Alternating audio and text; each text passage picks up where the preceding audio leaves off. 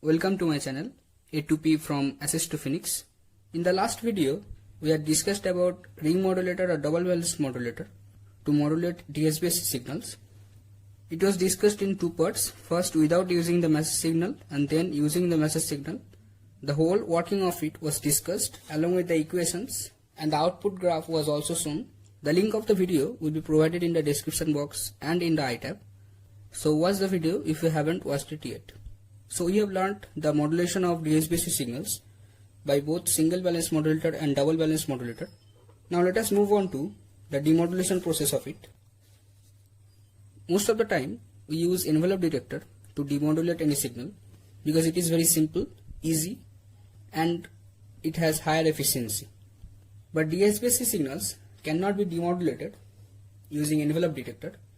Now why? If you remember, in the video where I discussed about envelope detector, the demodulation is done by forming the envelope from the modulated signal. This was the M modulated signal, and the envelope of it forms the message signal, but the output graph of DSBC signal is this, whereas the message signal is this. So you can understand the envelope of this signal is not going to form this signal, so envelope detector cannot be used to detect the message signal from this DSBC signal. So to demodulate DSBC signals, we use synchronous detectors. So synchronous detector is useful to demodulate DSBC signals, but it has some drawbacks which will be discussed in the later parts. And to overcome those drawbacks, demodulation by Costas loop is generally used and preferred the most. Now in this video, let us limit our discussion to synchronous detector only. For AM detection also, that is detection of DSB FC signals, we have already got introduced to this process.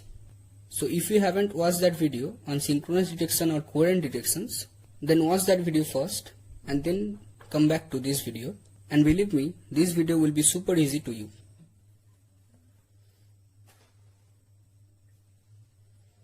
In this process, the modulated signal that is to be demodulated is multiplied with the same carrier frequency using a multiplier, and then the output is passed through the low pass filter to get the demodulated signal. But in the last video, we have learned that the balanced modulators are also called product modulators. That is, the output of a balanced modulator is usually the product of the input signals. So in place of multiplier, we can also use a balanced modulator to get the product as an input to the low pass filter. So let us see the block diagram of it.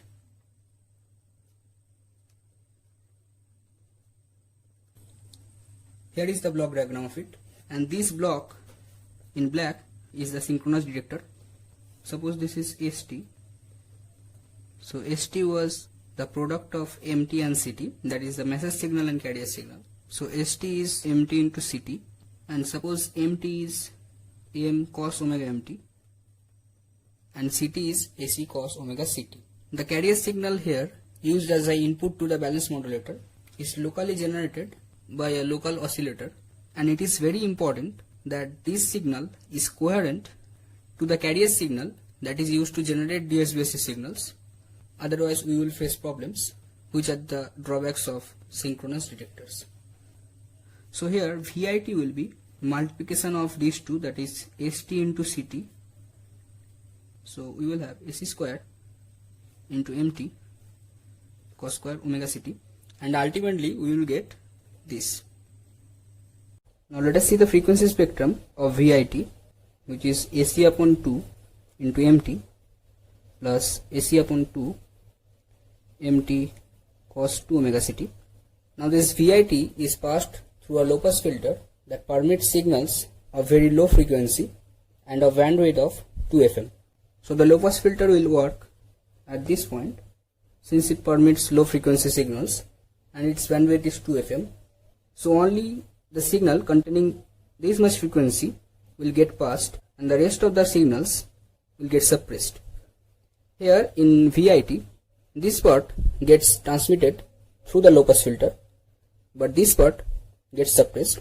So at the output of the low pass filter, which is given by VOT in the diagram previously, we will have AC upon 2 into MT. And thus we have retrieved the message signal from the DSB-AC signal. Now as I said earlier, if the generation of carrier signal by using the local oscillator is not coherent to that used in the modulation process, then we will face some problems. So let us discuss about those problems. This problem also occur in remodulation of DSB-FC signals, so it is also applicable for that video. So let us start. First is phase discrepancy.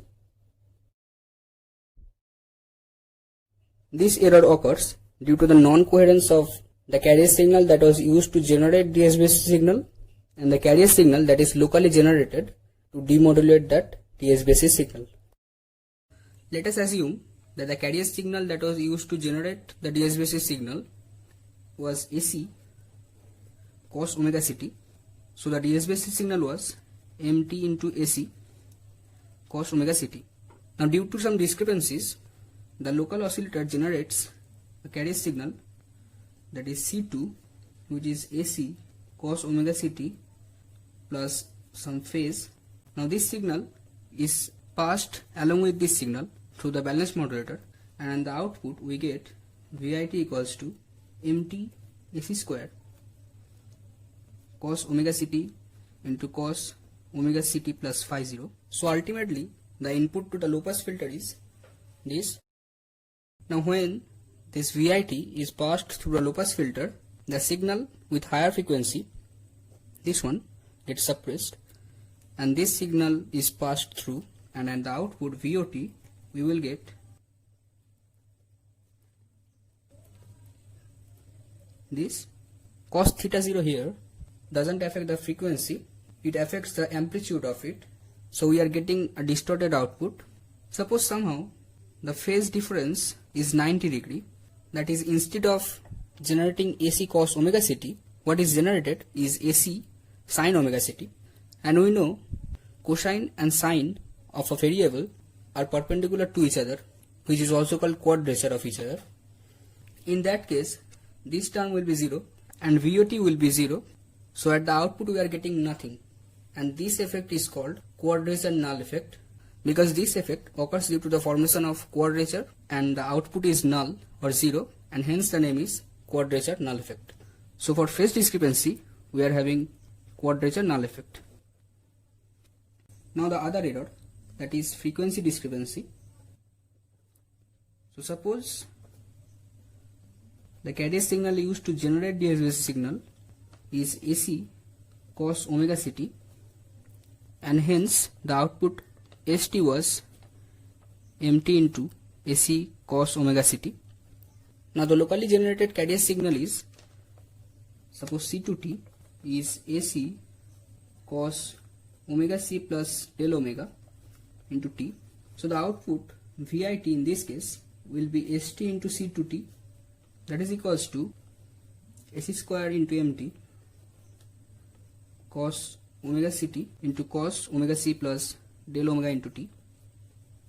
So after solving we are getting AC square upon 2 into MT cos of 2 omega ct plus del omega t plus AC square upon 2 into MT cos del omega t. And when this output VIT is passed through the low pass filter, this signal gets suppressed, and VOT is AC square upon 2 into MT cos del omega t. Now for this case, this term not only affects the amplitude, but it shifts the signal to another frequency, though to a low frequency, but it still shifts the signal. Suppose when the two carrier signals are coherent, VOT is at this point, but since the signals are not coherent, due to multiplication of this term, the signal gets shifted either on the positive side or the negative side. Suppose like this. Suppose at this point where this is del f. So in this case also we are getting a distorted output, and at different time instants this is varying, so the amplitude is also varying, and it varies very fast, and hence also distortion occurs, and this effect is called beat effect. So in synchronous detection, two types of errors are arised. One is due to phase discrepancy, where the effect is quadrature null effect, and the other one is due to frequency discrepancy, where the effect is called bit effect. And to overcome these problems, demodulation by Costas loop is preferred the most. So with that, the demodulation of DSBC signals using synchronous detection is completed. I hope the concept of it is very much clear to you and you have understood the working of this process.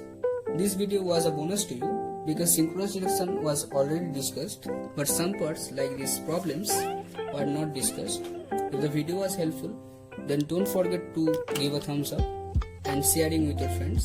Comment below your feedbacks about the video, and being a new visitor to this channel, consider subscribing it and hitting the bell icon so that you can get notified as soon as I publish a new video.